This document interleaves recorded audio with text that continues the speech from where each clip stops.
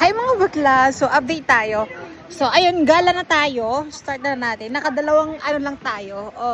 Glass lang tayo ng beer. At ito ang place. Super nice. Ayan. Super nice na mga tao dyan mga bakla. Super mababait. Pack.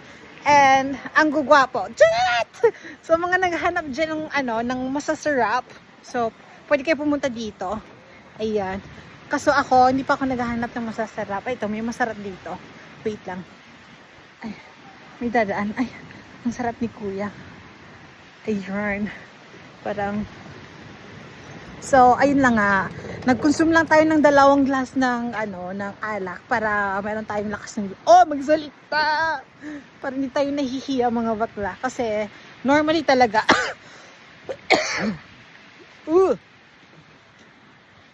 So normally talaga, nahihiya talaga ako mga bakla. Pero pag nakatenga na ako, tongga. Ang ganda ng nila, yung tent. Ayun yung tent nila. Ayun. Pack. And the green one. I love that. So nice. Amazing.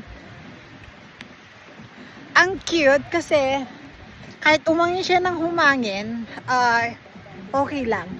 Tapos, meron tayo dito. Wait lang. Ay, bongga dito. Parang sasayaw ako ng maaga.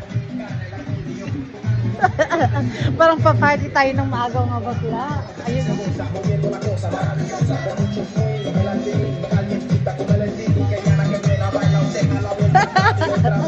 Maaga tayo.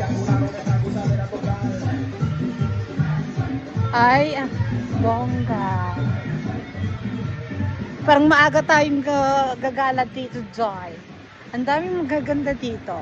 So, ngayon lang, first time natin dito sa Lamata and I super like it. So, I think, ayun na nga, parang nagsisisi na ako mga bakla na hindi ko kinuha yung place kasi I am supposed to rent a place nearby. Pero, umayaw tayo kasi nga, parang hindi ko bet or maganda naman yung place. It's just nakakatakot lang kasi ako lang mag-isa. And ang dami lang store dito. Tingnan nyo. Ayun market. Pwede ka mamili dyan ng kung ano-anong gusto mo. Bonggang-bongga. Diba? And meron sila mga bonggang dresses. What? Lover! Ayan. Para ka lang nasa Victoria, doy. Ayan. Ay, ang dami.